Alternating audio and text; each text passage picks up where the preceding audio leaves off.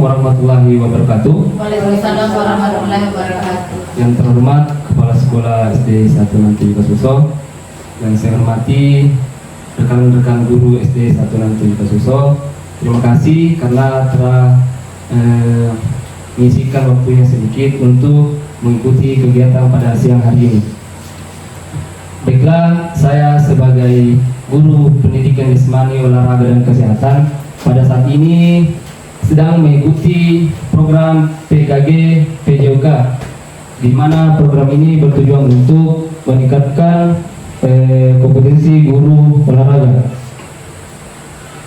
Program ini telah saya ikuti kurang lebih selama 3 bulan, dan pada saat ini saya diberi tugas untuk membuat RTL atau rencana tindak lanjut. Jadi rencana tindak lanjut saya di sini adalah bermain, menyenangkan dan melestarikan olahraga tradisional Galah Adat, atau yang disebut di sini kalau kita suka itu asing-asing. Iya, asing-asing. Oke, selanjutnya latar belakang. Permainan tradisional Indonesia kaya akan nilai-nilai luhur dan manfaat bagi tumbuh kembang anak. Namun, seiring dengan perkembangan zaman, permainan tradisional semakin jarang dimainkan oleh anak-anak, di mana di sini anak-anak lebih cenderung untuk lebih suka memakai HP atau gawai. Program ini bertujuan untuk menghidupkan kembali permainan tradisional dan mengadaptasinya menjadi aktivitas olahraga yang menyenangkan dan bermanfaat bagi siswa. Selanjutnya, tujuan dari program ini.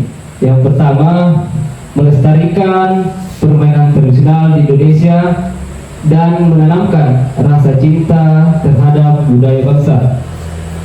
Yang kedua, meningkatkan aktivitas fisik dan kesehatan bagi peserta didik. Yang ketiga, mengembangkan keterampilan sosial seperti kerjasama, komunikasi, dan sportivitas. Dan yang terakhir adalah memperkuat rasa kebersamaan dan kekompakan antar peserta didik. Selanjutnya, capaian, langkah-langkah, dan hasil yang diharapkan. Di sini ada 3. Yang pertama itu capaian.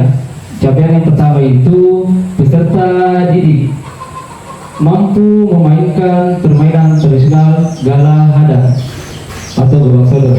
Yang kedua, peserta didik menunjukkan sikap sportif dan menghargai perbedaan. Selanjutnya itu langkah-langkah, di mana di sini yang pertama, peserta didik dapat mengikuti aturan permainan Gobak Sodor dan bekerja sama dengan teman-teman pada saat permainan sedang berlangsung.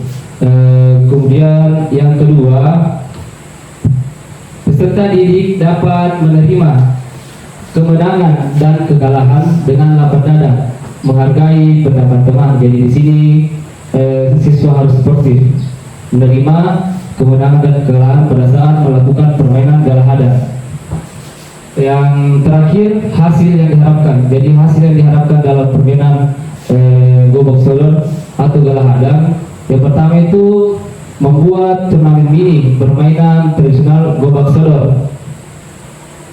Yang kedua, mengadakan diskusi tentang nilai-nilai yang terkandung di dalam permainan tradisional, memberikan penghargaan kepada peserta didik yang menunjukkan sikap sportif.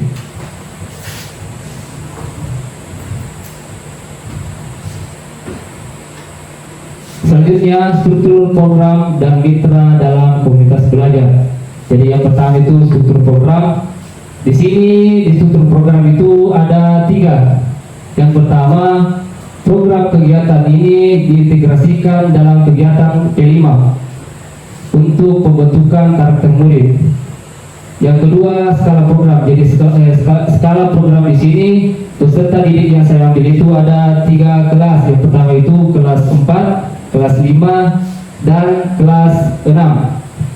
Dan yang terakhir itu di struktur program, pengaturan program ini dilaksanakan di lapangan sekolah pada minggu kedua di bulan Desember setelah pelaksanaan ujian semester.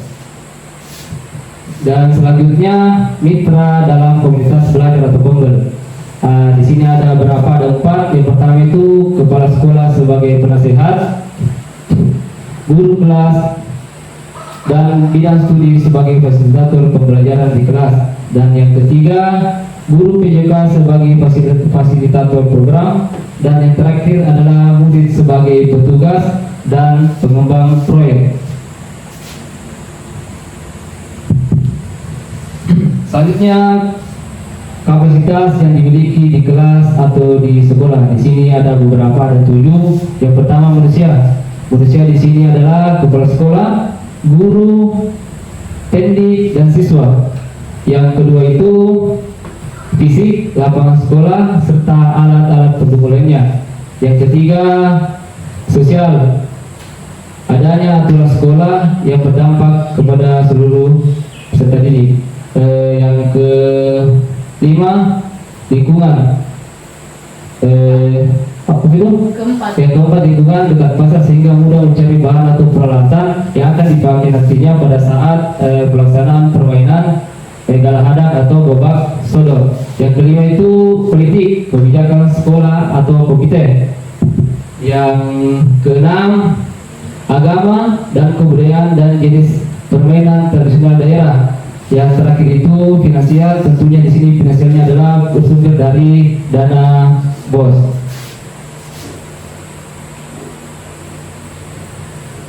Selanjutnya rencana evaluasi. Jadi rencana evaluasi di sini ada 3. Yang pertama itu observasi. Observasinya di sini mengamati antusiasme dan keterlibatan peserta didik dalam kegiatan permainan galah hadang. Yang kedua, rubrik penilaian. Rubrik penilaiannya di sini dilakukan oleh guru PJOK dan guru kelas. Dan yang terakhir itu refleksi peserta didik. Refleksi peserta didik di sini penilaian oleh peserta didik masing-masing. Jadi masing-masing peserta didik menilai temannya ketika melakukan permainan gobak sodor.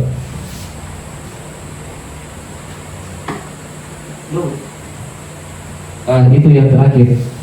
Mungkin ada saran atau tanggapan dari teman-teman tentang rencana tindak lanjut yang saya lakukan. Ada? Oke, silakan Bu Devi. Terima kasih atas kesempatan yang diberikan kepada kami. Setelah menyimak dari apa yang dipaparkan tadi Guru PJOK Pak Andi Taufik, sedikit yang menjadi kendala bahwa mengapa olahraga tradisional galah hadang yang sebaiknya dijadikan perlu dilestarikan dalam rencana tindak lanjut Anda di program PKG PJOK ini. Terima kasih. Baiklah, terima kasih atas pertanyaan yang telah diberikan oleh Devi. Jadi tujuan saya melakukan rencana tindak lanjut dan mengambil permainan tradisional galah hadang. Jadi tujuan yang pertama itu adalah melestarikan budaya lokal. Yang kedua, mengembangkan keterampilan fisik siswa. Di mana di sini dalam permainan galah hadang itu terdapat unsur-unsur fisik atau kebugaran sebani, di mana dalam permainan galah hadang itu ada jalan, lari, lompat maupun mengecor, begitu. Dan yang terakhir itu menerapkan nilai kerjasama. Menerapkan nilai kerjasama di sini adalah karena dalam permainan galah hadang atau gobak sodor terbagi atas 2 kelompok. Ada yang bertahan dan ada yang menyerang. Jadi di sini setiap kelompok harus bekerja sama untuk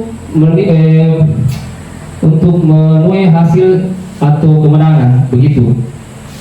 Sempat ada yang mau ditambahkan? Intinya saling kerjasama. Ya, intinya harus saling bersama.